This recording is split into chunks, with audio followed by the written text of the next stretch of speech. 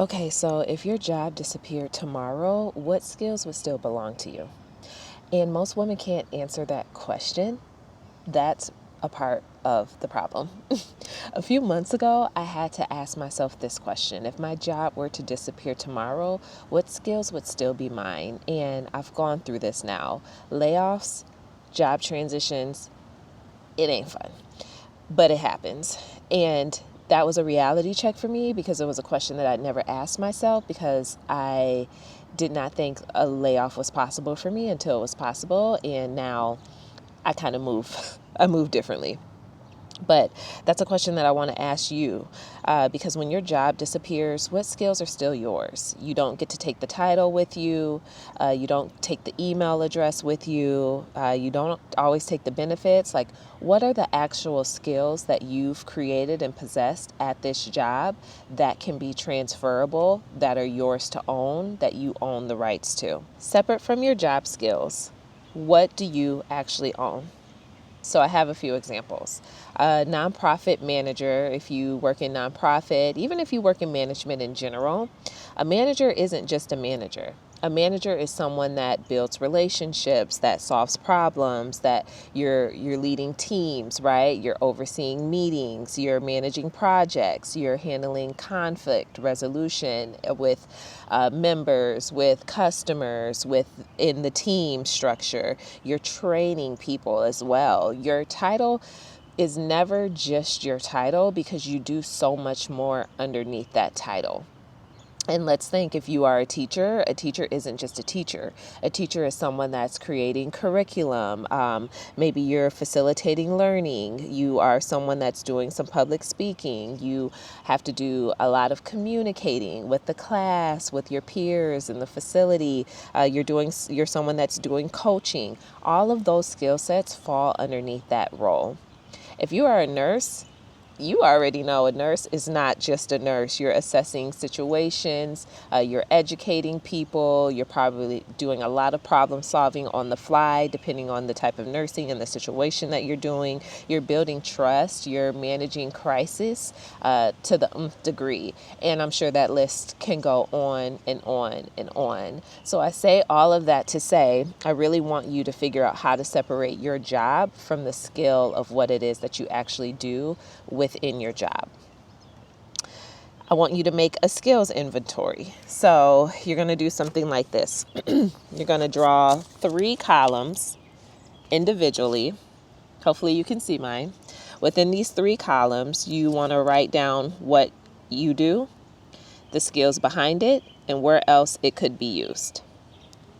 So if you are someone that runs staff meetings at your job or your company, the skill behind it is facilitation. And where you can use that for your own benefit is in workshops. You can use it if you're doing some consulting.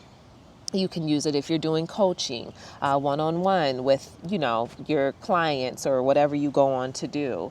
If you're someone that has trained an employee in any capacity, whether you are in a leadership role or you are, the senior account manager, you've been at your company for 5 years, you're great at your job, so they send all the new entry-level account managers to you to be trained. No matter what, the skill behind it is teaching.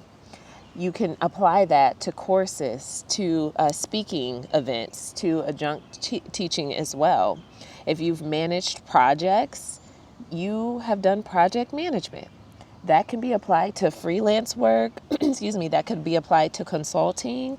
You can take on small contracts. I know a lot of people these days are doing like fractional work of some sort.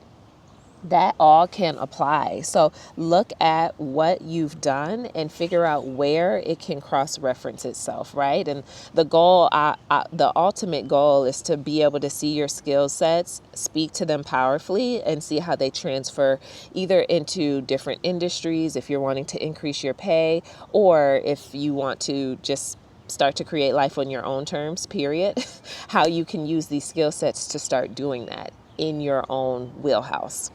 So when I did this, I wasn't trying to figure out what business to start. I was really just trying to figure out how can I take what I've done and create extra money from it, like outside of my business, like what's already in my hands that I know to do, that my first client has paid me to do. And your first client is your employer. So if you are currently employed, you currently have a client. They are paying you to do a job, to fulfill a result. They are paying you for something that they don't have the time and capacity to do, to get a certain output, or to manage and keep something afloat and sustained. So all of that to like literally say, look at what you have to figure out where it can transfer. And then your skills are your first exit plan. I think a lot of women believe freedom starts when they find the perfect job. I don't think that's to be true. I think it starts the moment you realize your income isn't tied to one employer. When you realize that you have ownership over your skills, you can take those skills and quite literally do what you do for your employer for yourself, or take those same skills and use them to apply to launching something, a product, a service, your YouTube channel, a business, if that's what you want to do too. Whatever it is that gets you to that end goal of options, because that's the number one thing that's driving a lot of us. It's not so much the fact that we want to be our own entrepreneurs. I just feel like we're in the space now where we don't really have a choice. Some people already know that they don't work well for other people. Some people already know I got to be my own boss, because this ain't cutting it, and this ain't cutting it. What is that? Like, understand what that is and unpack that, because that's something. This isn't cutting it because your boss is nutty. It's not cutting it because they micromanage. It's not cutting it because the atmosphere doesn't work for you. Like, whatever, figure out whatever that is. But yeah, the first thing to do is to figure out what's going to be that transferable skill that's going to get you to the extra income, the extra money that you're wanting to make. You've been, sonographer for 20 years. How do you want to take that and apply that to the next thing?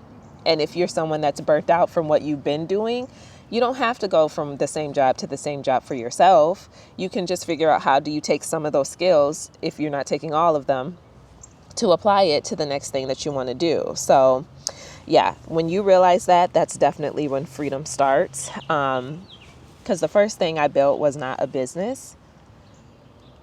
When I did this with my YouTube channel, I built the awareness.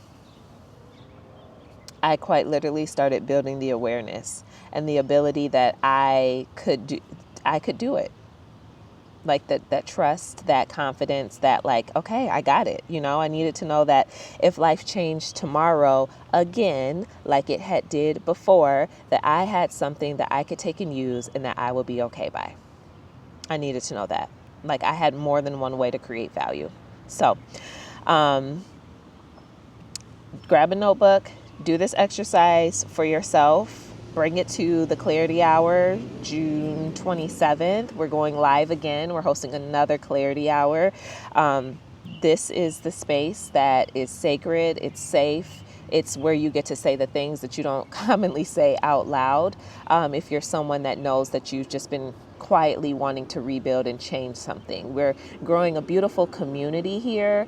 And I can't wait to see the changes that come on the outside of this community. So if you need to talk through this, this is that space. Bring your coffee, bring your tea, bring your skills even, and let's figure out what that next step is going to be. You may have a lot more options than you think, because if your job disappeared tomorrow on you, what skills would still belong to you that they can't take away from you, that you can then take, repackage, and figure out, okay, I'm going to be good. This is my next step. So think about that. Clarity Hour. The link is in the description below. If you want to join us, we would love to have you. Grab your seat.